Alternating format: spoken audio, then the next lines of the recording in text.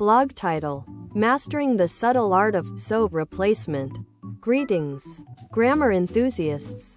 We all know that fluency isn't just about correct grammar. It's about sounding natural and blending in with the linguistic landscape. Today, we'll delve into an underutilized but practical grammar pattern: the so replacement. So is often overused as a conjunction, starting point, or intensifier in English conversations. It can start to sound monotonous and even a bit simplistic.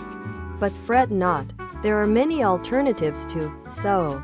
And when used correctly, these synonyms can add variety and sophistication to your interactions.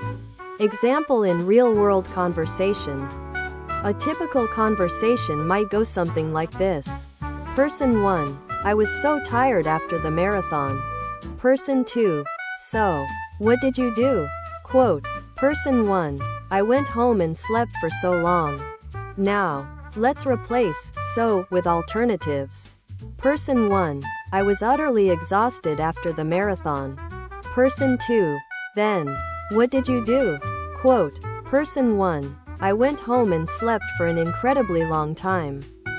Doesn't this conversation sound more interesting in